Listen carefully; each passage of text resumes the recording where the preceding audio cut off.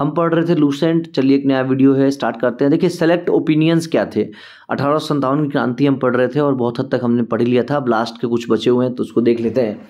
देखिए select opinions क्या थे। It was wholly unpatriotic and selfish sepoy mutiny with no native leadership and no popular support. ये किसने कहा था? जॉन सीले ने। विदेशी है तो सारा गलत ही ना बोलेगा। The so called first national war of independence is neither first nor national.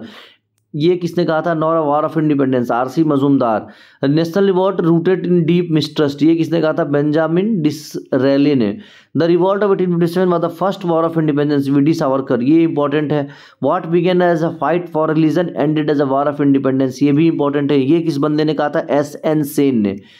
ठीक है। इम्पैक्ट क्या हुआ था? इन अगस्त 1858 द ब्रिटिशर्स पार्लियामेंट एक्ट। अब देखिए 1858 के बाद कुछ तो असर होगा ना, तो एक एक्ट आया था। एक्ट के तहत जो है अब कंपनी रूल जो चल रहा था, मनमाना रूल इसको बोलते हैं, ये खत्म हो गया। अब डायरेक्ट क्राउन रूल करेगा। ठीक है। इसमें हुआ क्या था देखिए ध्यान से कि कंपनी रूल जो है वो खत्म हो गया था। देखिए आप देख पा रहे होंगे, एक सेकेंड,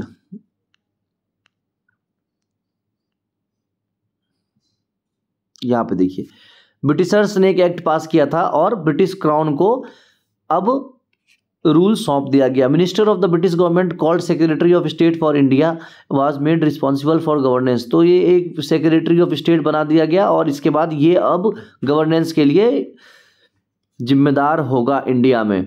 इसके बाद British governor general of India, अब जो गवर्नर जनरल की पोस्ट थी उसको चेंज कर दिया गया। अब ये बन गए वाइसराय, टाइटल मिल गया वाइसराय का। ठीक है। रिप्रेजेंटेटिव ऑफ मोनार्क, जो वहाँ का क्राउन था उसके रिप्रेजेंटेटिव के रूप में काम कर रहे थे। इसके बाद जो है ये है mark the end of British imperialism and princely state were assured against annexation. Doctrine of left जो है वो अब हटा लिया गया था। ठीक है। After the revolt British pursued policy of divide and rule. इसके बाद जो है अब उनको लगा भैया अब काम नहीं चलेगा, लड़ाई जो है इन लोगों ने स्टार्ट कर दिया है, अब दिमाग लगाना शुरू कर दिया है, तो अब चालाकी करो, डिवाइड एंड रूल खेलो, आपस में लड़ा दो और खुद गद्दी पे बैठ जाओ। तो ये चलता रहा बहुत टाइम तक।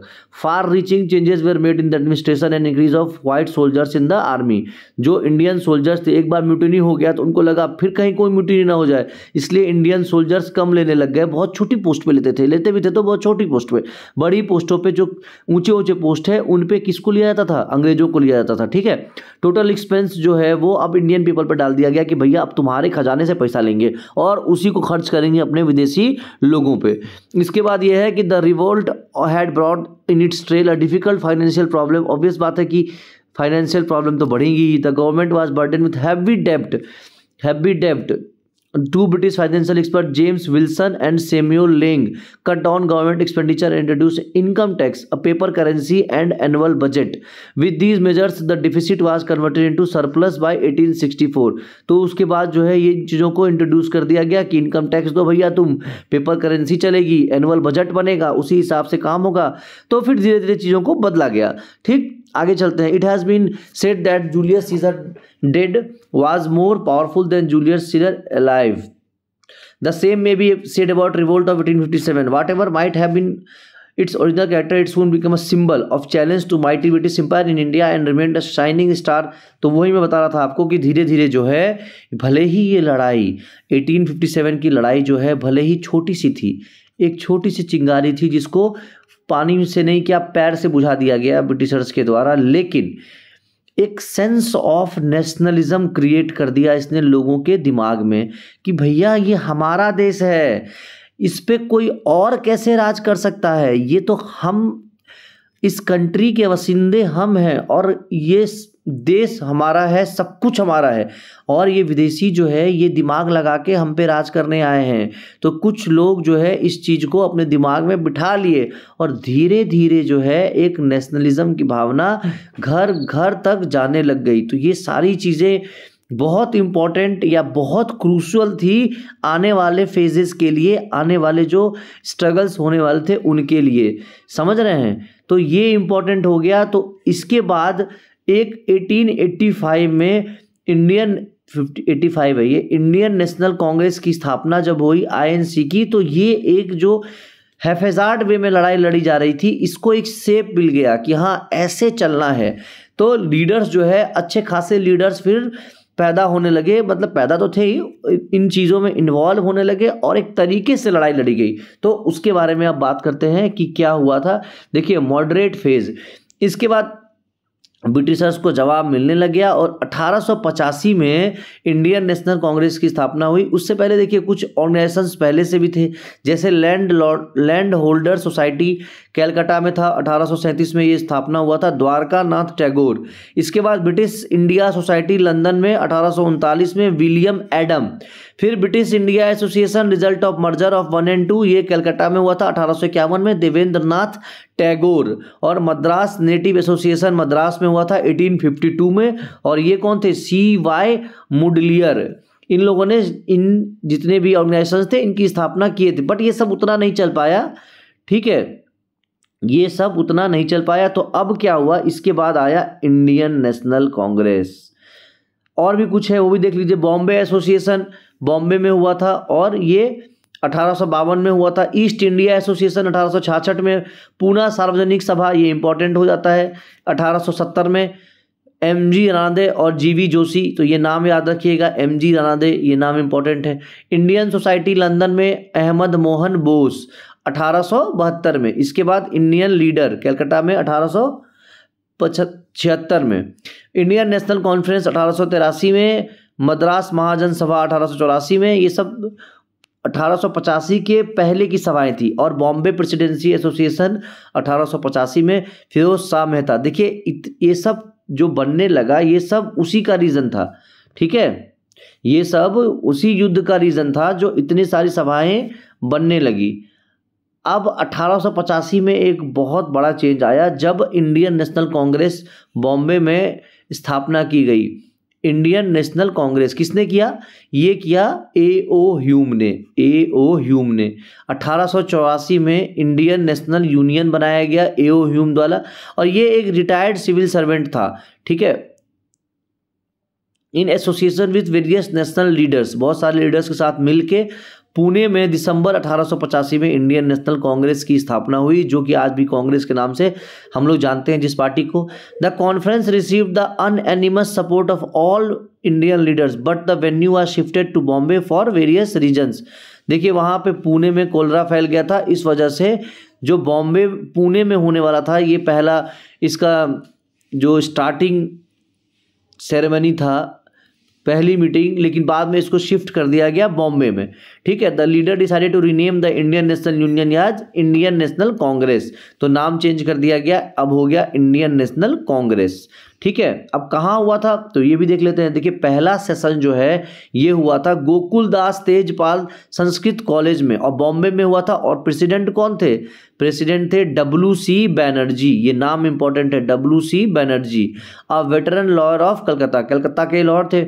इट वाज अटेंडेड बाय, ये सब इंपॉर्टेंट क्वेश्चन है कि कितने लोग अटेंड किए थे पहली बार सेशन जब हुआ था, तो ये 72 लोग अटेंड किए थे। 1885 के बाद INC हर साल मिलने लग गया। INC में बार बार अब बोलूंगा, ये इंडियन नेशनल कांग्रेस है, आप समझ जाइएगा। हर साल INC की मीटिंग होती थी, सेशन होता था और कुछ इंपॉर्टेंट डिस्कशंस होते थे, उस पर कुछ इंपॉर्टेंट फैसले भी लिए जाते थे, ठीक है। Struggle of Indian independence was launched in small hesitant and mild but organised manner. तो मैं यही कह रहा था कि एक जो ऑर्गेनाइज्ड मैनर नहीं था 1857 में, अब ये जब कांग्रेस आ गया इसके बाद एक तरीके से काम होने लग गया, और जब तरीके से काम होता है तो रिजल्ट जरूर आता है। क्लियर है, चलिए आगे बढ़ जाते हैं। ये थोड़ा छोटा हो गया, इसको मैं आराम से बड़ा कर देता हूँ, हो गया बड़ा, देखिए जादू है। The first 2 decades of INC are described in history as those of moderate demands and sense of confidence in British justice and generosity. Their aim was not to be aggressive. तो ये लोग मॉडरेट फेज चल रहा है, moderate के कुछ leaders थे और इन लोगों ने मतलब होता है ना कि प्यार मोहब्बत से चीज़ों को करना स्टार्ट किया कि नहीं हम लड़ाई नहीं करेंगे, लेकिन हमको अपनी आज़ादी चाहिए और हम इसको लेके रहेंगे। This resulted in Indian council act 1892। तो अब सबसे पहले कौन सा एक्ट आया, 1892 का इंडियन काउंसिल एक्ट आया, which allot some members to be directly elected by Indians but keeping the official majority intact. Moderate leaders कौन कौन से थे तो इनको देख लेते हैं। देखिए मॉडरेट लीडर्स का नाम पता होना चाहिए कि कौन कौन थे। तो इसमें मेनली जो थे वो थे Dada Bhai Naoroji, A.O. Hume, Badruddin Tyabji, MG Ranade, WC Banerjee, Firoz Shah Mehta, Surendra Nath Banerjee, C. Sankaran Nair, Madan Mohan Malaviya, V S. Srinivasa Sastri, Tej Bahadur Sapru, Gopal Krishna Gokhale, Anand Mohan Bose, Dinshaw Wacha, Ras Bihari Ghosh, Mohanlal Ghosh, P Ananda Charlu, C Y. Chintamani, R C. Dutt, Subramania Iyer, K T. Telang, Madhusudan Das और रहीमतुल्ला एम सयानी। ये सारे जो नाम मैंने लिया है, ये लोग मॉडरेट फेज के लीडर्स थे। इनको लड़ाई झगड़ा से मतलब नहीं था, इनको आज़ादी तो चाहिए था लेकिन प्यार मोहब्बत से। ठीक है, अब कुछ ओपिनियंस देख लेते हैं लोगों की। तो पहला ओपिनियन है लॉर्ड डफरिन, तो फर्जी ओपिनियन देगा ना, ऑब्वियस बात है। INC represent only a microscopic minority, ये किसने कहा था? लॉर्ड डफरिन ने। एक डफर इंसान था तो डफर बात ही बोलेगा ना। तो देखिए एक क्वेश्चन ये भी बन जाता है कि आईएनसी की स्थापना करते टाइम कौन था इंडिया का वाइसराय? तो आंसर क्या हो जाएगा? डफरिन। इतना डफर था कि इंडिया को एक ऑर्गेनाइजेशन बनाना पड़ गया। ऐसे आप याद रखिएगा, इतना डफर इंसान था उस समय का वाइसराय कि इंडिया को एक अपना ऑर्गेनाइजेशन बनाना पड़ गया, आईएनसी। ठीक है, चलिए याद हो गया, आगे बढ़ते हैं।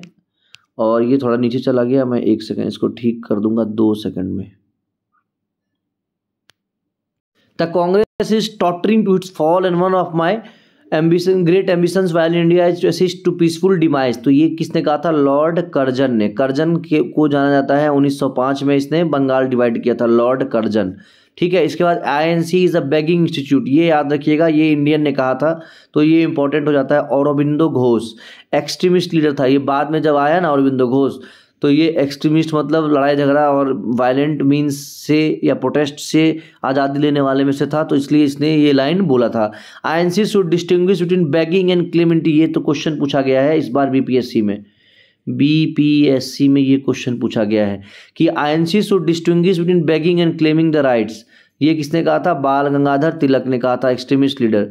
भीख मांगना और राइट्स को क्लेम करने में अंतर समझ में आना चाहिए किसको? आईएनसी को। किसने कहा था? बाल गंगाधर तिलक ने। बिपिन चंद्र पाल ने क्या कहा था? INC playing with bubbles. तो ये सब एक्सट्रीमिस्ट लोग थे, तो ऑब्वियस है कि थोड़ा बहुत उल्टा पुल्टा बोलेंगे। ठीक है, इसके बाद आता है एक्सट्रीमिस्ट फेज। एक्सट्रीमिस्ट फेज क्या था? इसमें लड़ाई झगड़ा या फिर लड़ाई झगड़ा ना नहीं कहूँगा मैं, इसमें जो है दूसरे मीन्स जो थे कि भैया अब प्यार से बात नहीं बनेगी, अब जो है थोड़ा कुछ करके दिखाना पड़ेगा। तो ये वाला फेज था और इसमें जो है रीजंस क्या थे, कौन कौन लीडर्स थे, क्या इनके जो तरीके थे ये कितने इफ़ेक्टिव थे और इन तरीक़ों से क्या सच में आज़ादी मिली या मिली जुली एफर्ट थी दोनों की, तो ये सब देखेंगे नेक्स्ट वीडियो में। चलिए इस वीडियो में इतना ही, धन्यवाद, मिलते हैं नेक्स्ट वीडियो में।